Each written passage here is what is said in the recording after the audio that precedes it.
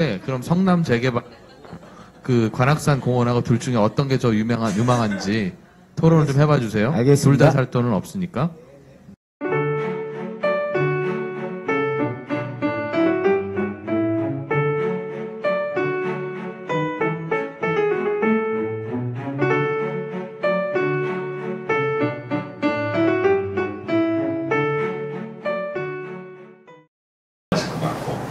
근데 저도 이제 시장을 이런 시장 저런 시장 꽤 오래 들여다보니까 항상 누구의 말이 절대적으로 옳지는 않습니다. 다 아시겠죠? 그런데 다만 틀린 전망을 하는 분의 말씀 속에서도 이런저런 포인트는 설득력 있기도 하고 배울 점도 있고 또 그 반대도 있죠. 전망은 맞지만 또 그분의 말씀 중에서 이런저런 것을 또 걸러들어야 될 것도 있고 그래서 그런 생각으로 스스로 판단하시는데 도움이 되실 좋은 시간이 됐으면 합니다. 오늘은 올 한 해 작년이네요. 작년 18년 부동산 시장 어떻게 흘러왔는지 여기 모이신 분들도 대부분 아시겠습니다만 각자가 본인이 생각할 때 이 뉴스가 제일 큰 비중 있는 뉴스였던 것 같다라든가 이게 가장 지난해 부동산을 좌우한 핵심이었다라는 게 있으시면 한 번씩 좀 정리를 해주시죠. 그래야 지나간 그래 맞아 그랬지 라고 하고 또 올 한 해 정리할 수 있을 테니까 작년 한 해, 2018년 한 해 뭐 뉴스라면은 제일 컸던 게 9.13 대책이죠. 누구나 공감하시겠지만은 9.13 대책에서 여러 가지 규제책들이 나왔습니다. 예를 들면 종합부동산세가 훨씬 더 강화됐습니다. 그래서 이제 올해부터 시행되는 거고요.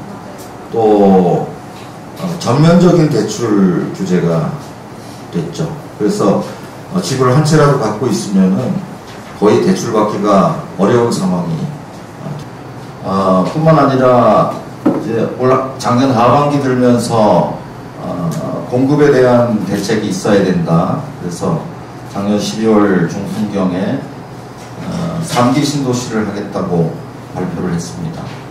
자, 이런저런 그 대책들이 발표가 되면서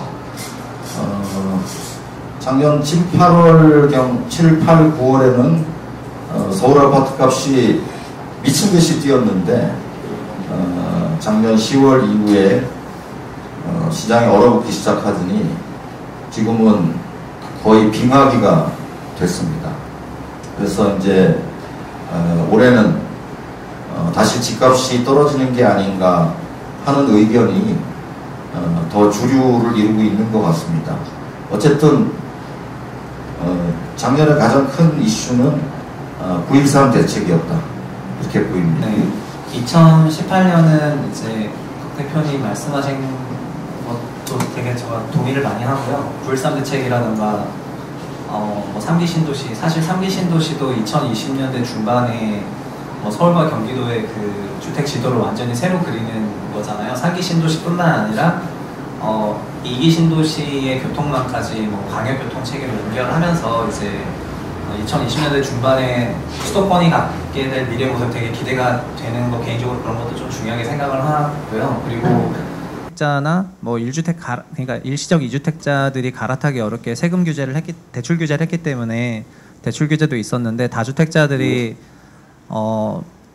이제 주택을 취득하고 매각할 때 양도세나 아니면 보유세를 높임으로써 그 세후 수익률을 낮추게 해서 이제 다주택자들의 투자 수요를 줄어들인 게 저는 좀 가장 컸다고 개인적으로 생각을 하고 있고 그 영향에 따라서 이제 뭐 공시 6억 기준으로 아니면 지방은 공시 3억 기준으로 그 넘냐 안 넘냐에 따라서 시장이 완전히 그 분절화된 거 이런 것 부분들이 이제 좀 차이점이 있는 것 같고 자금 운용의 양극화 현상이 두드러져서요. 저는 강남이 하다 보니까 지금 현재 다주택자들이 움직일 생각이 없어요. 그러니까 움직인다는 건 집을 팔거나 그렇죠. 더 사거나 둘 다. 그러니까 예를 들어서 그런 거죠. 지금 개포가 입주를 시작했잖아요. 개포 지역에 입주를 시작해서 이제 매매가가 올라갔어요. 이제 본인들의 이제 자가가 가치가 상승하여서 이제 보통 이제 뭐 34평 기준 해서 뭐 한 24억, 뭐 23억 정도 맥심 호가가 나오고 있는데 입주한 새 집의 호가가요? 네네네. 예. 그러면 보통 이분들이 지금 하고 싶은 거는 매도를 하고 대치로 가거나 반포로 가거나 가고 싶어해요. 그리고 이분들이 가지고 있는 주택이 이제 구도심의 지금 재개발 지역은 지금 호가가 굉장히 많이 상승하고 있거든요. 그러니까 이제 그런 지역들을 또 이제 어떻게 보면 매수를 계속 하시는 거죠. 지금 다주택자이시면서도 성남 재개발 지역의 낡은 주택들이요? 그렇죠. 왜요? 구도심 재개발. 거기 아파트 들어옵니까? 그렇죠. 예. 그러니까 예를 들면 이분들은 계속 이제 그 매수 성향을 보이고 있어요. 그러니까 이 다주택자 지금 뭐 파네 안 파네 이런 걱정하시는 많은 분들이 사실은 가치가 굉장히 좀 낮은 그 주택을 갖고 고민하는 거지. 이 파네 안 파네의 종부세라든가 이런 부분보다도 앞으로 추가적으로 상승 여력에 있는 것을 더 매수하고 싶어하는 마음들은 더 큽니다, 사실상 지금 현재. 근데 이제 대출과 지금 말씀하신 대로 대출과 그 다음에 이제 세금 문제가 좀 부담은 되기는 하는데 부담이 없으신 분들은 더 매수하고 싶어 하시고요. 임대사업자를 하더라도. 그리고 부담이 없으신 분들은 아니 부담이 있으신 분들은 지금 갖고 있는 거를 보유하고 있는 상태를 유지하는 거죠. 매도할 생각은 없고.